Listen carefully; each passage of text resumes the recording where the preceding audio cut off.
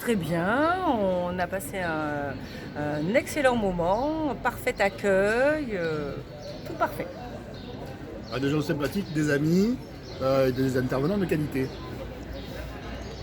Merci. Merci à vous. Merci. Voilà, il est encore en retard, mais c'est pas possible. Entre, Alain. Allez. Et toi, ça suffit. Ouais. Surprise! Mais qu'est-ce que tu fais là, toi? Eh bien, je remplace Alain. Tu remplaces Alain. Oui, mais là, je dois t'avouer que je commence à en avoir marre parce que j'ai hâte qu'il revienne. Hein, parce Pourquoi? que ça fait beaucoup à gérer, la terrasse, le bar, le restaurant, la cuisine. Ah, tu gères tout, quoi. Je gère tout.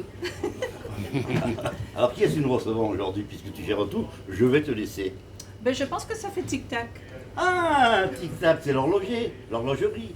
Oui, Comment s'appelle-t-elle? Valérie Beignet. c'est bien ça. Valérie Beignet de l'horlogerie, tout près Des Halles. des Halles Ouais. de Nîmes. Et puis mon ami Xavier Perret, Xavier le Perret président.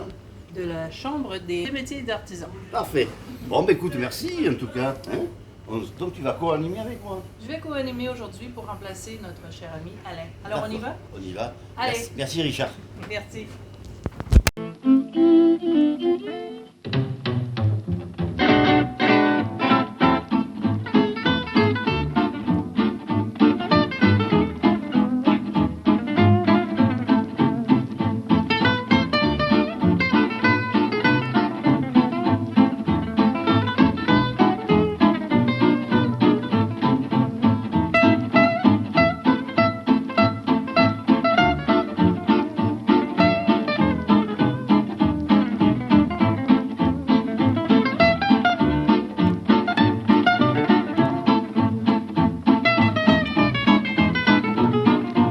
Un artisan est un chef d'entreprise indépendant qui assure, seul ou avec son conjoint, la responsabilité de l'entreprise. Qualifié dans son métier, il est le dépositaire de nombreux savoir-faire, transmis essentiellement par le biais de l'apprentissage. Bonjour à toutes et bonjour à tous, soyez les bienvenus dans l'émission Tête à Tête en présence aujourd'hui de France Pellicano, co-animatrice. Nous recevons dans les salons du W chez Alain Moula, qui n'est pas là aujourd'hui, il récupère des points tout simplement. Jérôme Puech est absent lui aussi, mais lui récupère de ses nuits, puisqu'il vient d'avoir un bébé. Et nous aurons tout de même sa chronique Les Nimoiseries, la chronique de Nimoiseries de Jérôme Puech. France Pellicano, ce matin, la co-animatrice de l'émission, une femme qui remplace deux hommes. Bonjour France, es-tu prête pour l'émission? Je suis prête. Alors nous passerons une nouvelle fois sur l'élu de la mairie de Nîmes qui ne souhaite pas débattre des problèmes auxquels font face les commerçants du centre-ville, puisque les adjoints sont interdits d'émission ici. Ah bon?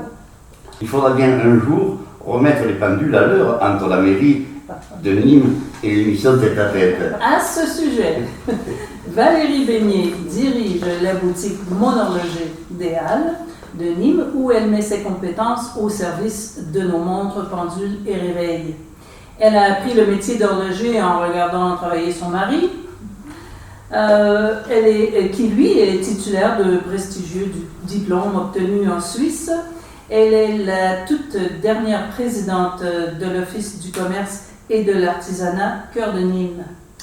Nous accompagne également ce matin le président de la CMA, Xavier Perret, le multicarte des artisans, le Nîmois expatrié à Saint-Gilles. Il a été adjoint notamment à l'économie du maire actuel, les Républicains, Eddie Valadier, de 2014 à 2020.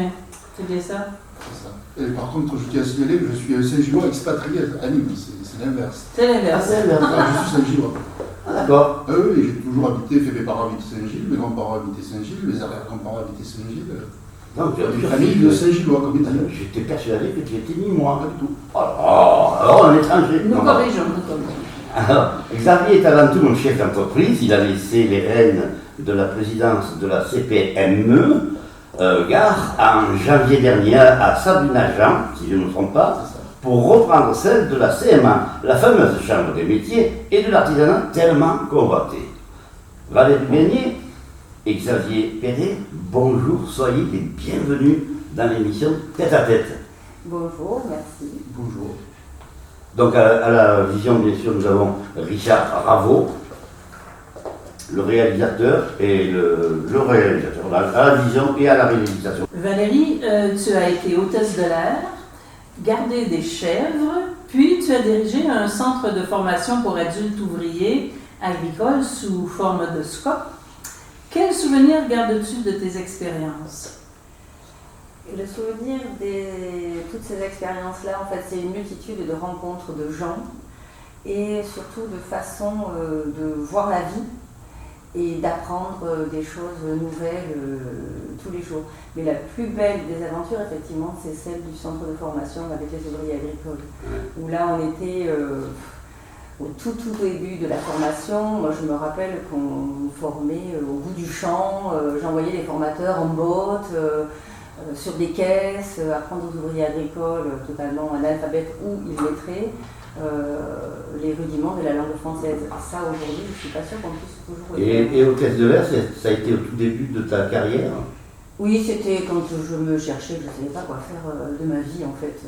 Comme beaucoup de jeunes, malheureusement, aujourd'hui, je suis passée par là aussi, je ne savais pas quoi faire de ma peau. Et je parlais bien anglais.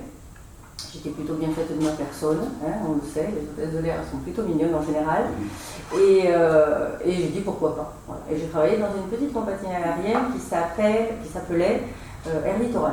Ah ben oui, bien sûr, vous l'avez dit. Ouais. Bon, pour en revenir à nos jours maintenant, est-ce difficile de reprendre la succession de l'association Cœur de Nîmes après la mandature de Paul Giudicelli? Alors oui, dans un premier temps, je me suis dit, oulala, comment je vais faire pour prendre la suite de Paul? Et Paul a été super, il m'a dit, fais comme tu le sens, fais selon toi, puisque en fait le bureau m'a fait confiance pour m'élire, donc je me suis dit, puisqu'ils me font confiance, c'est que ça va aller. Et c'est surtout, enfin moi je le vis surtout comme une grosse charge, comme un devoir, quelque chose que je dois aux adhérents, pour essayer de toujours faire le mieux et d'aller vers le meilleur possible. Bien, Xavier, toi tu avais dit, fraîchement élu à l'époque, ça je me souviens très bien, à la CPME, je vais faire du Perret, sachant que tu n'es plus le président. Ça veut dire quoi, faire du Perret? C'est différent que de faire du Xavier Doué? En fait, le sens c'était surtout que l'empreinte de la CPME c'était beaucoup la famille Doué. Oui. Voilà, donc c'est pour ça que je dis que j'allais faire du Perret. D'accord. Voilà. Ils ont fait un bon boulot. Ils ont fait un boulot énorme, c'est pas. Au contraire, moi j'ai repris la CPME dans de très bonnes conditions avec le Covid. Donc ça a été finalement assez compliqué. Mais bon, avec les adhérents du bureau présent, tout s'est très bien passé. Tu as dit de voir beaucoup de choses à la famille Doué, au père ou au fils? Henri. Henri. Ah oui, Henri, c'est un père spirituel, un père politique, parce qu'on s'est connu à la CCI, j'étais sur sa liste. Il m'a fait rapidement confiance pour prendre la responsabilité, alors qu'on ne se connaissait pas. Et il a toujours été de très bons conseils, donc je me suis toujours très bien entendu avec lui, et de temps en temps on s'appelle, on prend des nouvelles. On ne s'oublie pas. D'accord, c'est vrai que c'est quelqu'un qui a marqué pas mal de générations. Oh, oui, Ouais. oui. Et le fils prend Le relais. le relais. Il est brillant, brillant. Et il est brillant. Bien, alors puis la politique étant ce qu'elle est, le voilà élu et mis en place à la présidence de la CMA, Chambre de métier de l'artisanat. Une élection à faible participation. Et oui, mais c'est global. Nous, dans le Gard, on est à peu près à 7, c'est un peu moins que la moyenne régionale. 7%. Ah oui, oui. Sur Paris, c'est même moins de 5%. D'accord. Donc en fait, on est sur des élections un peu particulières où pas mal d'artisans ne connaissent pas leur CMA déjà. Ils reçoivent le matériel de vote, ils ne savent pas ce que c'est, des fois ça part direct à la poubelle. Après, on est sur une élection qui est à la base nationale, le CMA va tous ensemble, mais surtout maintenant une base régionale, ce sont des listes régionales. Et je pense que les artisans sont un peu perdus C'est là-dedans. un peu compliqué quand Un même. peu compliqué, mais parce que je crois qu'on était 240 sur la liste, Ouais. donc on voyait quasiment pas les noms, il fallait des culs de bouteilles pour. Après, ouais, je suis marqué là. Bon. Voilà, donc c'était des listes régionales et dont le département du Gard avait, comme tous les autres présents du département, 35 candidats. Donc ça faisait sur le Gard 70 candidats, parce qu'on était de liste. Et après, on n'a pas forcément les moyens en termes financiers de mener une campagne donc tambour battant, sur les médias, appel à voter. Voilà, nous, le budget campagne pour la CMA, ça a été 3 000 €. D'accord, ouais, effectivement. Voilà. Quoique nous, ici, c'est gratuit. Ah oui. Je t'avais invité, mais tu m'avais dit que j'ai pas le temps. Par contre, on avait invité Eric Laforti, Oui. ton concurrent. Oui, bon, oui. Hein, mais Oui. il m'avait dit Xavier est un copain. C'est ça, mais Eric, on avait mené pas mal de combats ensemble, des combats syndicaux, lui pour l'UDP, moi avec la CPME, on s'est rencontrés souvent sur certains combats, on s'entend bien. Il reste élu à la Chambre, je ne le considère pas comme un élu d'opposition. Hein, tous les élus doivent travailler, peut-être qu'on reviendra là-dessus tout à l'heure. Donc on a gardé de bonnes relations, et puis on a dit n'importe comment dans tous les cas, si tu gagnes, si je gagne, ça ne change rien, on travaillera pour les artisans. Toi, ton vice-président, c'est un vice-président de poids aussi. David Gallo, oui. Ah bah oui. C'est quelqu'un qui est bien sur ses Ah, appels.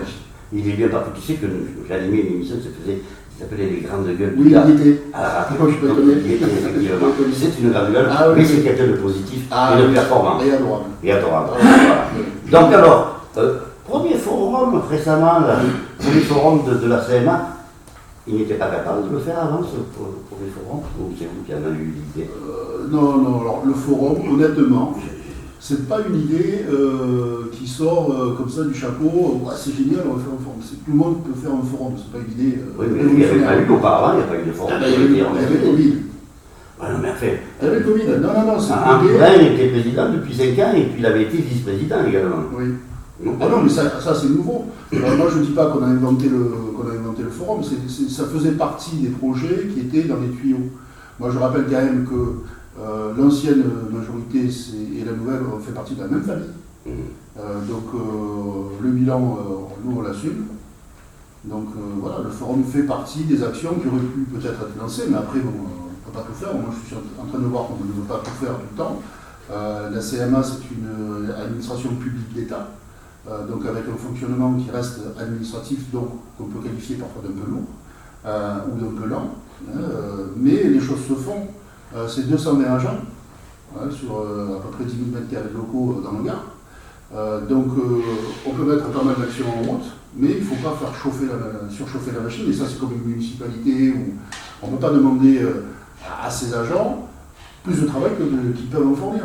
Parce que dans ce cas-là, vous vous mettez en difficulté et les actions que vous lancez, elles n'aboutissent pas. on reviendra tout à l'heure comment faire pour redynamiser justement la CMA. Oui. Ouais, je voulais juste savoir le retour sur ce forum. Qu'est-ce que ça a donné Alors, on s'attendait pas forcément à avoir du succès. Nous, on a fait le premier forum pour lancer un forum qui sera annuel ou biannuel, on va voir un peu, c'est encore en débat. Donc, on voulait qu'il y ait du monde, mais on avait tablé sur une centaine, 100, 120, il y a eu 250 participants, il y avait 30 partenaires, plus la CMA, plus les services de la CMA, donc on peut qualifier ça quand même d'un succès. Ah, mais oui, c'est un point. Ouais. C'est un très... On peut faire mieux, je pense qu'on va monter un registre. c'est Ah, clair, ouais, parce tout est perfectible, voilà, ça, c'est on clair. apprend, Et on 250 pour one shot, c'est bien. Et là, les artisans étaient prévenus qu'il y avait parce que ils sont nombreux dans le Gard. Donc 250, c'est déjà pas mal. C'est 25-26 000 ressortissants. Et quels sont les thèmes Après, principaux que vous avez Il y a tous les thèmes qui concernent la vie d'un artisan ou de quelqu'un qui a un projet, c'est-à-dire qui n'est pas encore artisan.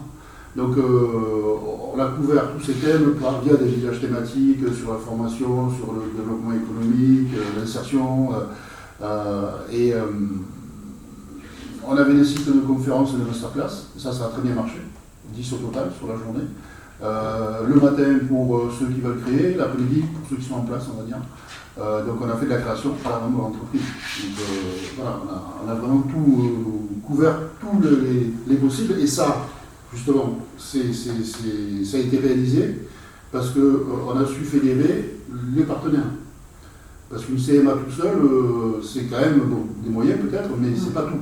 Et on travaille beaucoup avec des partenaires qui vont des syndicats, même aux banques, à l'URSSAF, aux impôts, tout ça, ce sont des services que nous La comprenons. NPE également. Oui, pour l'emploi. La NPE n'existe plus depuis. Oui. Mais je pense que pareil, ça arrive. Je suis jeune maintenant. À notre époque, jadis. Donc voilà, c'était cette capacité à rassembler déjà ces partenaires pour faire une offre qui séduise les artisans. Et on voit très bien que là, il y a une demande. Bon, très bien. Alors, nous allons parler bientôt de la redynamisation du centre-ville, mais avant que nous en parlions, je vous invite à regarder la chronique de Jérôme Puech, justement, qui n'est pas avec nous, qui s'appelle Les Nimoiseries. Alors, jingle pour la chronique de Jérôme Puech. C'est parti. Bonjour Patrick, bonjour France, bonjour Alain, bonjour Richard et vos invités.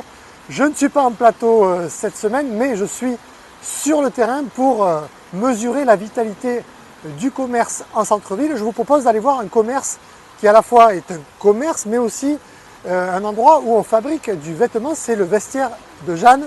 Allez, on y va de suite.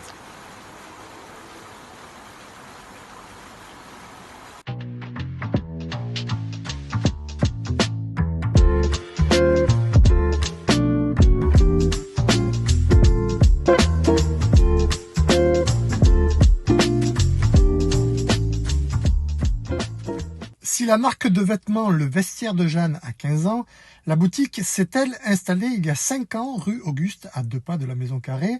L'idée de départ est de créer des habits pour sa jeune sœur Jeanne et de tout faire localement. C'était logique pour moi de produire le plus localement possible. Donc je ne me suis pas vraiment posé la question. Après, c'est sûr que c'est pas facile. On a quand même du coup un coût de revient qui est assez élevé, donc des vêtements assez chers. Donc il faut bien les mettre en valeur, expliquer aux gens pourquoi tel prix, etc.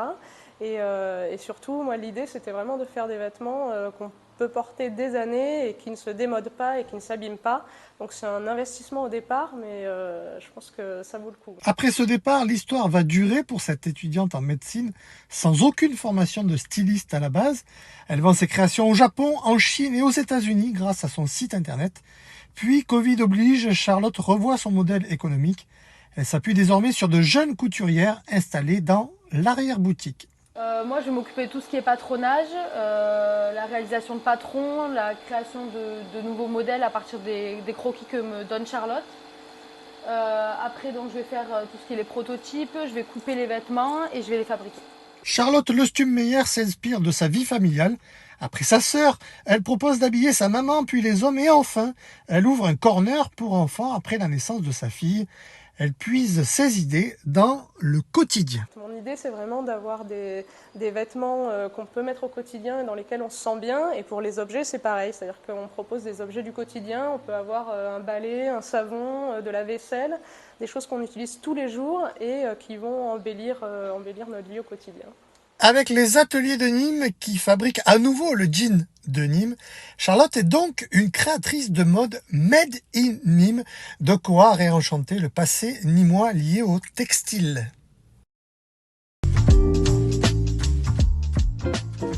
Voilà, je viens de terminer avec Charlotte du Vestiaire de Jeanne. Sachez que Charlotte adhère à l'association Cœur de Nîmes. Je dois vous laisser puisque j'ai des occupations. À très bientôt sur le plateau de Tête à Tête. Oh, regarde! Alors, merci Jérôme pour ta chronique très intéressante. Donc, où en est la dynamisation du commerce de centre-ville, alors que chaque candidat au municipal avait des promesses, des solutions? On ne voit pas venir grand-chose. La fermeture de commerce. Quels sont vos contacts avec les élus et quelle est votre opinion là-dessus? Alors moi, je voudrais revenir sur déjà une partie de ta phrase, la fermeture des commerces. Oui, tu as raison, il y a des commerces qui ferment, mais il y en a beaucoup qui ouvrent. Donc, j'allais dire, ça c'est le jeu naturel. Et d'autre part, Nîmes se situe quand même pas mal au niveau national, au niveau des cellules fermées. On est très en deçà du seuil national. Donc on ne se porte pas si mal que ça. Ça n'empêche pas que le commerce soit difficile, c'est pas ce que je suis en train de dire. Je suis en train de dire qu'il y a tout un tas d'atouts pour Nîmes qui font que le commerce tire un peu mieux son épingle du jeu qu'ailleurs, que dans d'autres parties de la France. Donc ça, ça me semble important de remettre les choses en perspective. Et d'autre part, pour ce que tu disais au niveau de la redynamisation du centre-ville, effectivement, bon, tout le monde y est allé, c'est normal de son argument. Je pense qu'entre ce que l'on souhaite faire et la réalisation, il y a toujours des choses entre-temps qui complexifient la situation. Bon, post-Covid, situation sanitaire, maintenant carrément la guerre en Ukraine, on se retrouve avec des incidences qu'on n'imaginait même pas. Est-ce que la guerre en Ukraine a des incidences sur le commerce nîmois? Alors, pas au sens littéral du terme, mais les gens, dans leur processus d'achat, sont plus frileux, sont plus inquiets. Donc c'est pas sur le commerce, mais c'est sur l'acte d'achat. On est en pleine période là électorale et on le sait, alors pour une raison que j'ignore, je ne comprends pas pourquoi, mais de facto c'est ainsi et on doit en prendre note. En période électorale, le commerce chute. Dans tous les domaines. Aussi que pendant la Covid, on a tous appris à commander en ligne beaucoup plus fréquemment qu'avant la Covid. Et je pense que certaines de ces habitudes sont demeurées avec la clientèle. Et ça, c'est un problème structurel, disons, du commerce. Oui, tout à fait. Alors, à mon sens, le Covid n'a été qu'un accélérateur. Oui. Ça, pareil, je dois en prendre acte parce que crier haro, ok, ça tout le monde sait le faire. En attendant, c'était un processus qui était enclenché, il s'est accéléré et il s'est acté et marqué. Donc ce que nous faisons, nous, à Cœur de Nîmes, justement, eh bien, servons-nous de ça comme une force. Aujourd'hui, de toute façon, l'acte d'achat est modifié. Oui. Que font les clients globalement? Ils vont faire une prévisualisation sur Internet.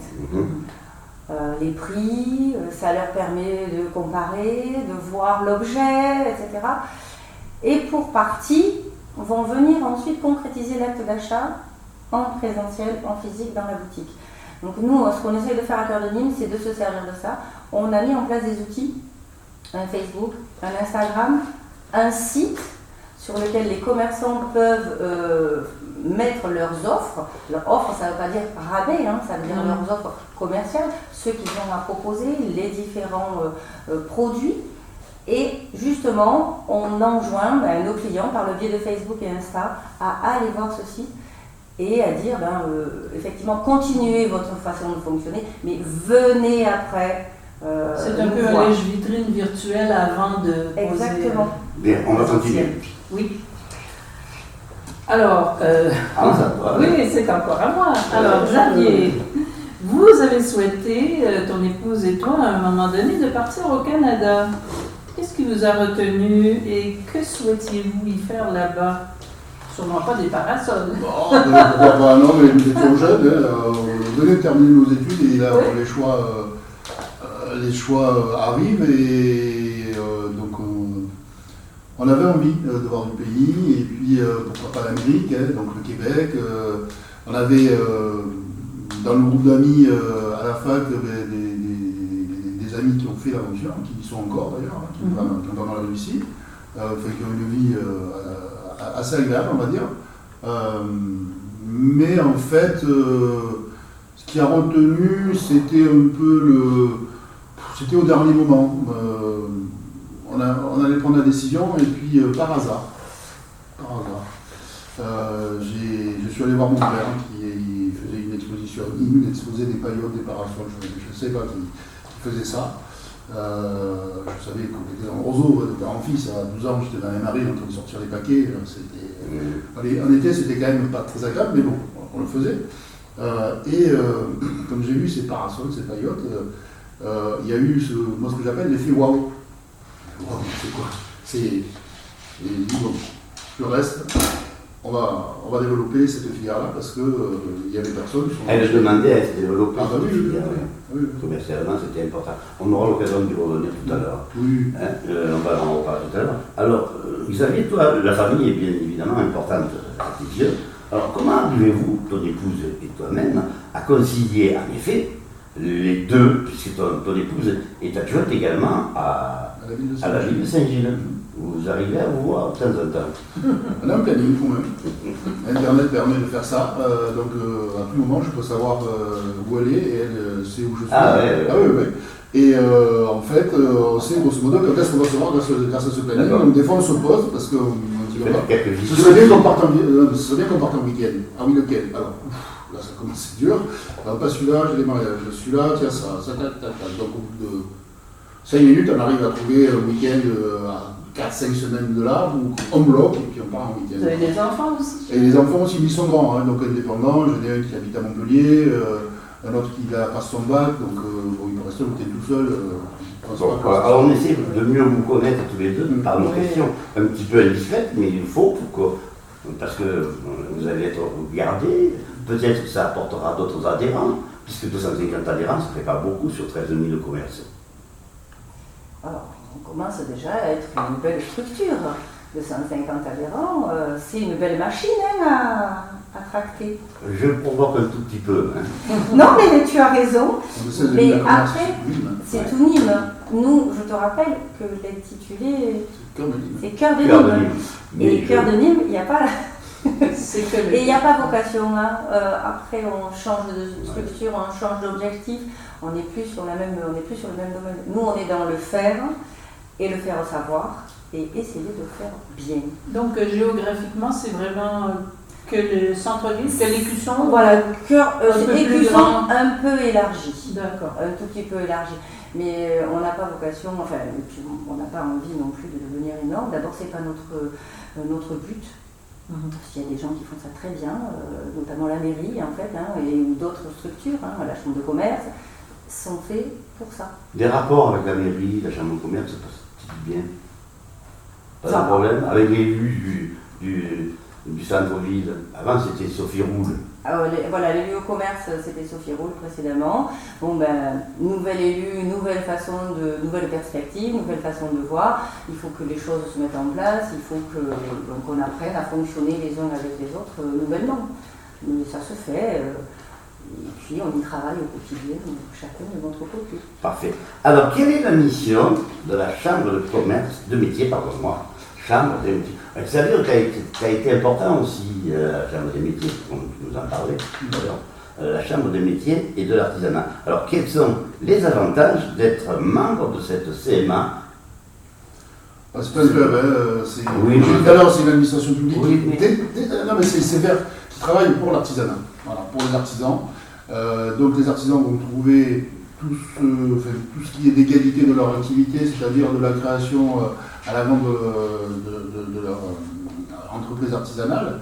Donc il y a le registre, les radiations, et après il y a de l'accompagnement, il y a des formations. S'il y a par exemple un problème de comptabilité, de gestion, est-ce que vous l'accompagnez? Ils peuvent venir nous voir, et bien par contre on n'est pas comptable. D'accord. On va diriger vers les comptables. Vous allez diriger, voilà. Quelqu'un qui s'installe. L'ambition, peut-être, si j'aimerais y arriver, il reste encore 4 ans et demi, mais de faire un centre d'aide à la décision pour les artisans. Un centre d'aide à la décision. C'est-à-dire qu'on est premier contact quand un artisan a un problème, par exemple avec l'URSSAF. Il y a beaucoup d'artisans qui, dès qu'ils ont un problème de retard avec l'URSSAF, c'est une catastrophe. Voilà. Non, en fait, l'URSSAF, c'est un organisme paritaire. Donc c'est pas le grand méchant loup, effectivement il y a des cotisations à payer, il faut les payer, mais quand on a des problèmes, il y a toujours des solutions. Voilà. Donc nous on peut faire le lien avec l'URSSAF et faire rencontrer les gens. C'est un exemple. C'est un exemple. Avec le tribunal de commerce aussi. Petite question, qu'est-ce que vous pouvez apporter comme aide à un artisan pour qui les charges sont trop élevées? Qui ne réussit pas à augmenter un chiffre d'affaires et un profit suffisant. Et ça, on l'a entendu de beaucoup d'artisans, que ce soit un boucher, un boulanger, un pâtissier. Souvent, on entend cette... Alors, nous, on ne se substitue pas à l'activité économique. On va accompagner. C'est-à-dire qu'on peut faire un audit, un diagnostic de l'activité, savoir ce qui pêche. Est-ce que finalement l'entreprise est-elle rentable? Parce que c'est quand même le but d'une activité économique, il faut être rentable. Si on n'est pas rentable, il faut s'arrêter. Et donc poser bien le diagnostic, voir s'il y a des solutions, tirer des conclusions. Voilà. Et après, comme je disais tout à l'heure, la CMA a des partenaires, la CMA ne fait pas tout. Donc s'il faut faire appel au tribunal de commerce pour certaines procédures ad hoc, par exemple, on le fait. S'il faut contacter l'URSSAF, on le fait. Voilà, il ne faut pas oublier que les élus sont importants au niveau de la chambre de commerce. Non, je fais comme toi. Donc il faut noter que les élus à la chambre de métier sont des gens sont importants dans le dispositif et que ce sont aussi des chefs et des chefs d'entreprise. Je dis chef parce qu'on a plus de femmes que d'hommes. On a beaucoup, moi ce que j'avais vu avec la CPME et les PME et les entreprises en général, et c'est aussi valable pour les artisans, c'est qu'on a affaire souvent à des gens isolés. Des gens seuls qui sont seuls face à leurs problèmes et ils n'ont pas les solutions. Pourquoi? Parce qu'ils ne les connaissent pas, donc ils ne peuvent pas les inventer. Alors que nous, justement, on est armés pour diriger l'artisan vers les organismes qui vont pouvoir l'aider. Donc là, il faut qu'il prenne contact avec la chambre de métier, mais il n'est pas le seul, il y en a d'autres sûrement. Donc il y a un service qui va s'occuper. Voilà, oui, on a ce qu'il faut. C'est important, il faut des jeunes. C'est vrai parce que l'artisan n'est pas seul, justement. Mais c'est pour ça qu'on met en place, on a mis en place par exemple le forum, c'est pour indiquer, c'est une façon de dire aux artisans, c'est votre maison, c'est chez vous, vous avez besoin de quelque chose, venez voir si on peut vous aider. Et c'est ce qu'on va faire pendant tout le mandat, c'est-à-dire ce double mouvement qui est de faire vivre ce bâtiment à l'anilant. On va avoir pas mal d'actions qui vont être faites sur les 5 années qui viennent, mais aussi, et ça c'est les élus qui vont aller sur tous les territoires gardois pour représenter la chambre de métier. Vous n'allez pas attendre que les artisans viennent, vous allez à leur rencontre. Aussi. Et ça c'est important.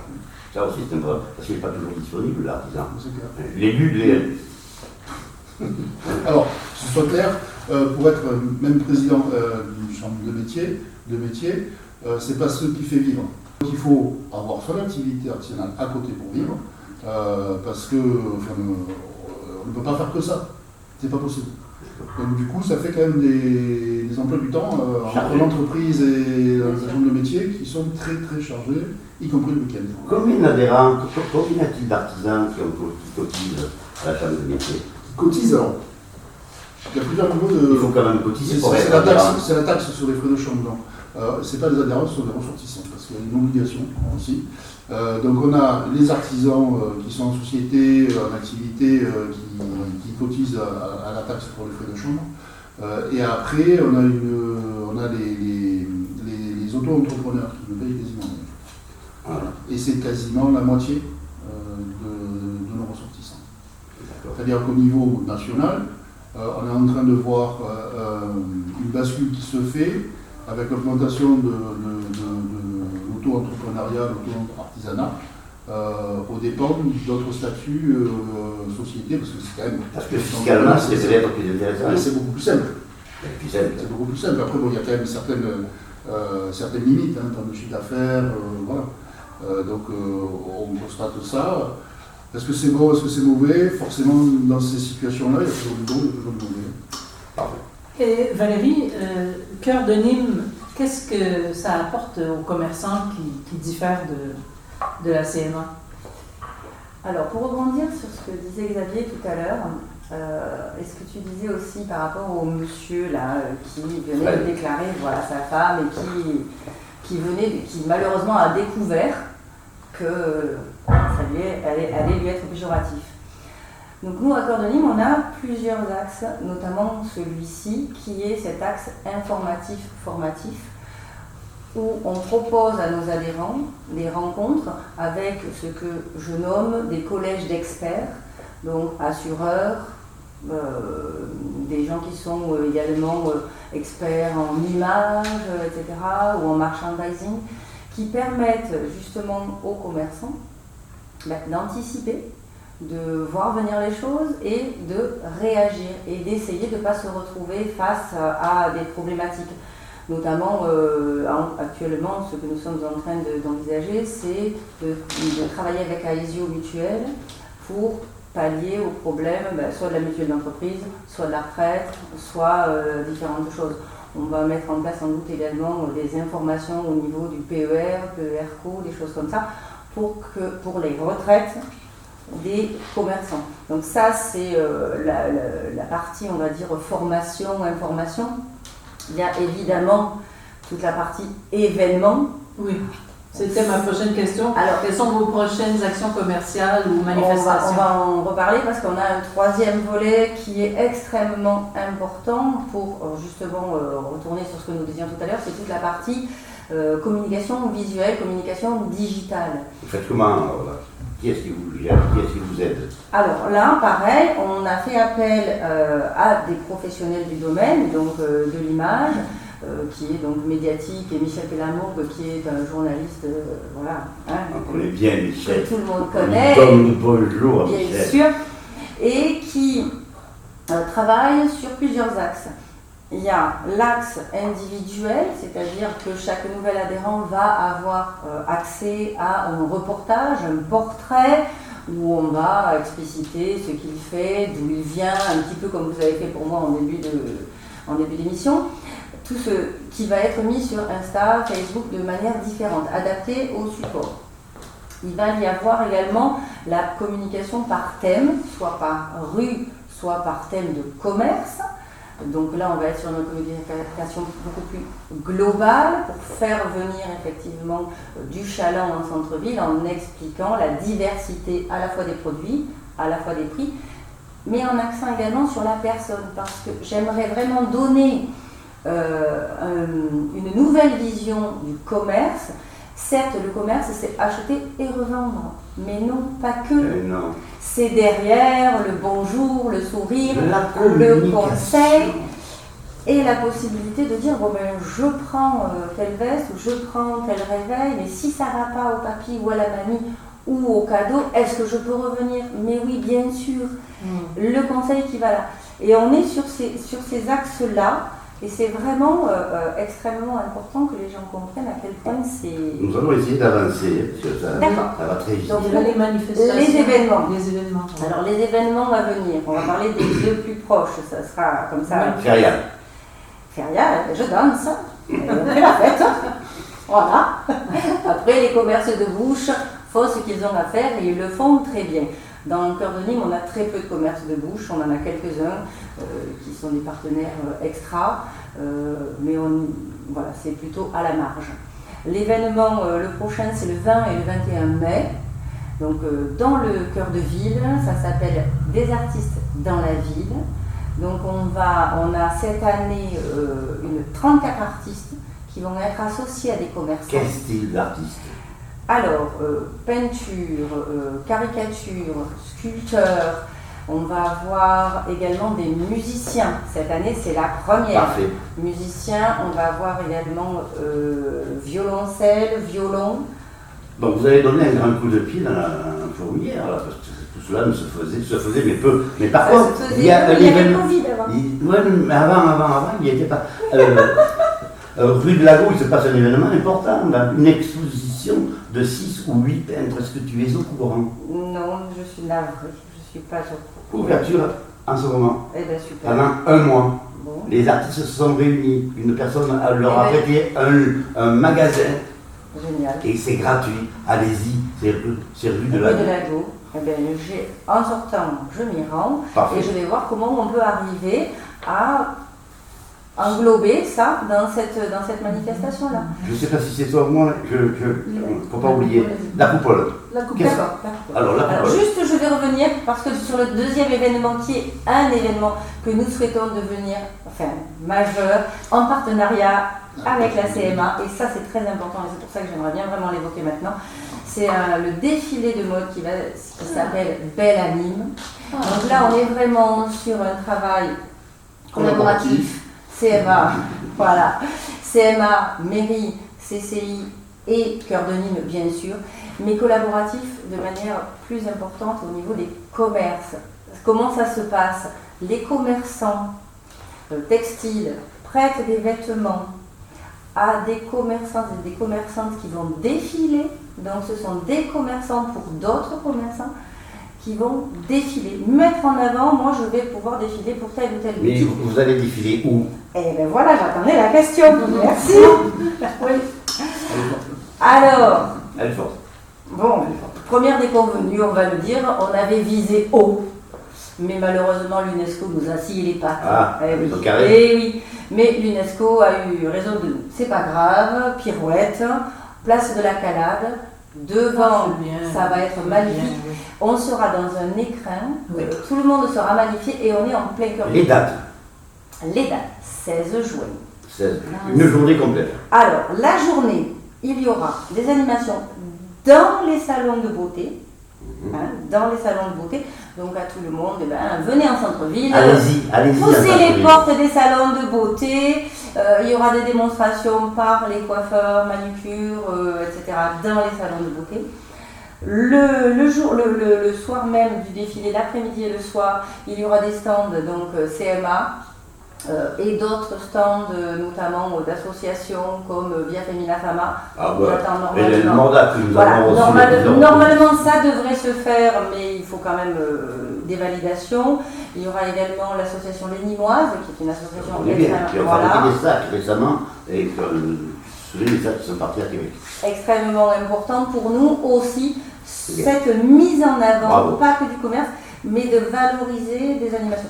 Et la CMA, sur ce coup-là, nous apporte vraiment. Et là, c'est toi qui prends la décision, c'est toi qui dis, moi, je donne mon accord. Mais quand même, c'est évident, en fait. Quand on voit le dynamisme de Valérie, de son association, de tout ce qui est proposé, et nous, ça permet aussi de placer nos formations, nos apprentis, l'apprentissage, avec l'IRFMA. Donc, c'est. Autant on peut les aider qu'eux, ils nous aident. Bien sûr. Ça permet aussi de faire la promotion de la chambre de métier. Mais en plus, c'était une vraie volonté pour moi de mettre en avant le côté formation, puisque tout le centre de formation sera là pour faire des démos aussi. Et ça, c'est important de nos jeunes, c'est notre avenir. Donc le 16 juin, toute la journée. Défilé 18h. Défilé 18h. Qu'est-ce que tu voudrais rajouter? Je voulais juste dire quelle fraîcheur. Et comme c'est bon pour nous tous et nous toutes, de pouvoir participer à un événement comme ça. Alors, je vais te proposer quelque chose, Valérie. Nous faisons une émission par semaine, ici. Je te proposerai, si tu veux bien, au moins une fois par mois, de venir faire le point sur tout ce que vous avez entrepris. Avec plaisir. On va le décider, on se reverra. Avec plaisir. Comme ça sera une bonne chose. Hein, quoi. Parfait. Et ça va pouvoir dynamiser. Et comme ça, tu participes à la redynamisation du centre-ville. Sinon, on peut aider, parce que nous sommes Nîmois, on aime Nîmes. Et puis, si on peut aider les commerçants, il faut les aider. Parce que cette pandémie, comme tu le soulignais, a posé. On avait beaucoup d'autres questions à vous poser, mais tu as quelque chose? C'est vrai que dans Tête à Tête, on a beaucoup laissé la place aux artisans, aux commerçants. Même à tout, même en visio. Oui, parce que c'est vrai que ça nous tient à cœur.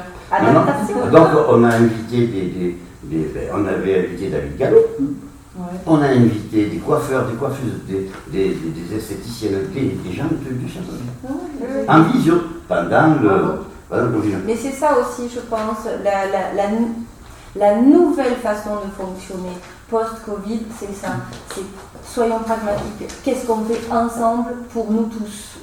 Alors nous allons être obligés de nous arrêter, tout simplement. Déjà? Oui. Alors, France. On a réuni. On n'a rien dit. On revient. On en fait une autre. On en fera une autre. Mais on se reverra. Ah oui, on va quand même laisser On se reverra. On se reverra. On va quand même laisser le mot mot de la fin. Eh bien écoute, je compte sur toi, je te remercie. Oui. Le centre-ville a vraiment besoin d'un coup de pouce. On y va.